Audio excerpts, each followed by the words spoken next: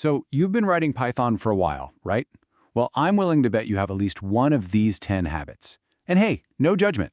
These were often seen as best practices once upon a time, but in modern Python, well, they're holding your code back. I've made these mistakes myself, and I still see them in professional code bases all the time. So let's dive in and see which ones you might need to unlearn. Let's just get right to it.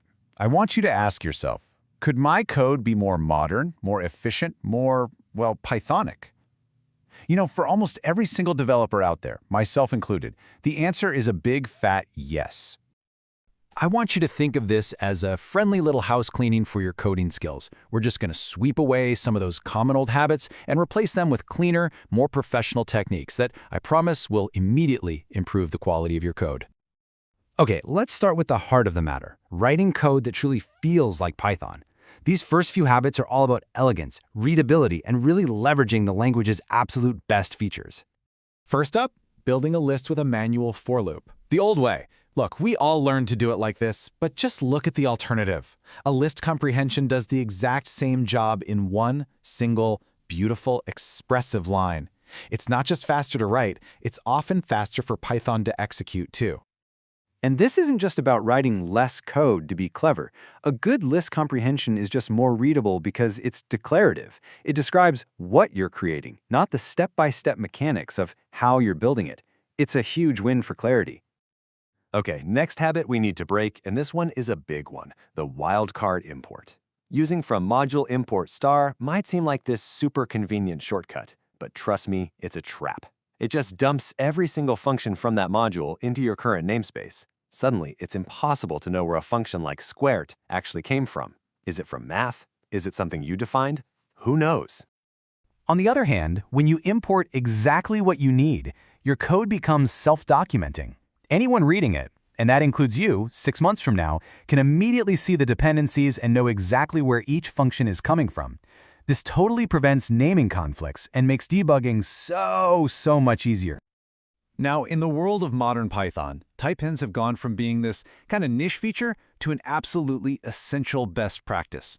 They let you declare the expected data types, and then amazing tools like MyPy can check your code for type-related bugs before you even run it. It's like having a superpower.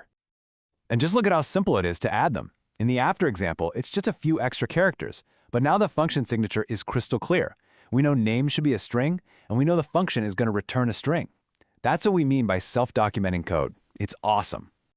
This principle is absolutely key. Readability always wins over cleverness. And this applies perfectly to our next point, overusing lambdas. Look, lambdas are great for simple, tiny, one-line functions, but the moment your logic gets even a little bit complex, just define a proper function with def. Seriously, it's so much easier to read, to test, and to document. All right, next up, let's zoom in on functions themselves. There are a couple of incredibly common patterns that seem totally harmless, but they can introduce these subtle, really dangerous bugs into your code, the kind that are a complete headache to track down later.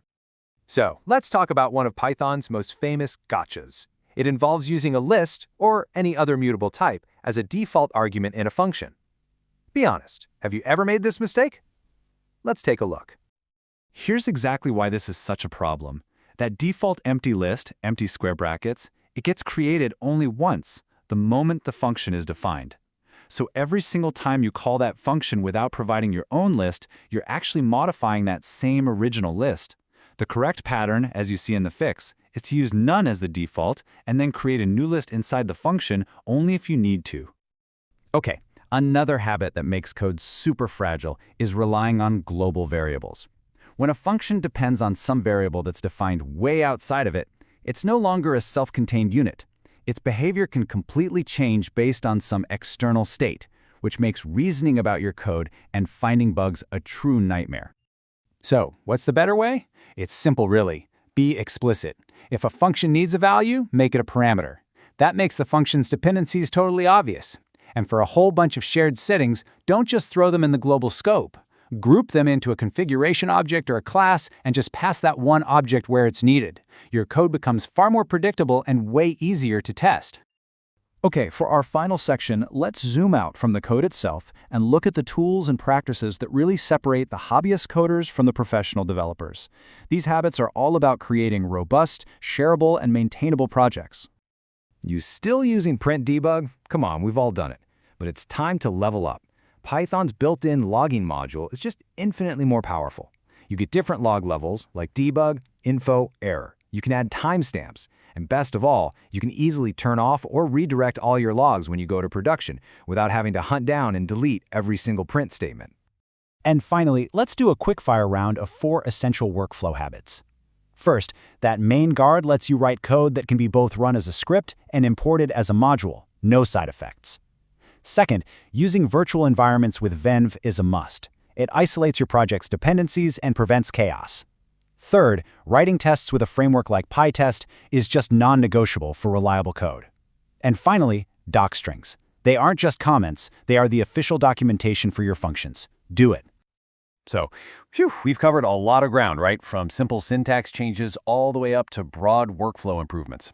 But this isn't just some random list of rules. I want you to see this as a roadmap for really leveling up your code.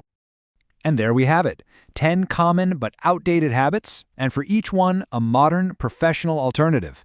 Really internalizing these is a massive step toward writing cleaner, more maintainable, and just all-around better Python. Hey, if you recognized your own code in some of these examples, that is a fantastic sign. It doesn't mean you're a bad programmer. It means you're actively looking for ways to improve. That awareness, that's the first and most important step toward mastery.